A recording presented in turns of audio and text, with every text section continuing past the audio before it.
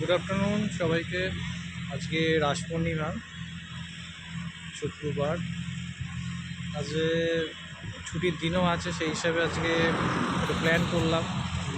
আমার বাড়ি থেকে আজকে Purulia, actually second Saturday, fourth আবার এদিকে আপনার সানডে, দুদিন ছুটি আছে। তো কিছু বুকিং পারপাস কলও এসেছে আর কি। তো সময়টাকে ওয়েস্টেজ না করে আজকে বেরিয়ে পড়লাম। এই ঘড়িতে বাজে এখন মোটামুটি আপনার ওই 12টা 17 হয়েছে।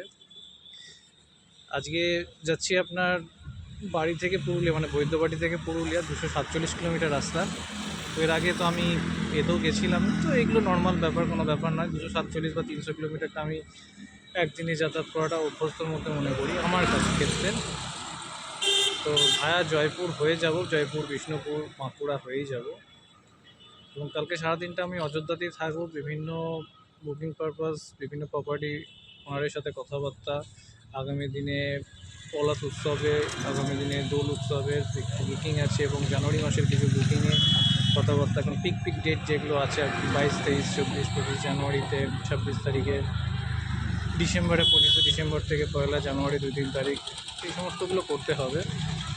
তো অন দ্য ওয়েতে আছি বাইকে করে। তো এই বেরিয়ে পড়লাম।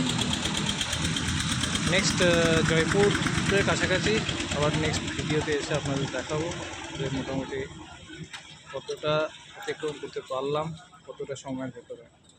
ঘুরতে পারছে এখন, সরি 12টা 17 নয়, 12টা 13 বাজে।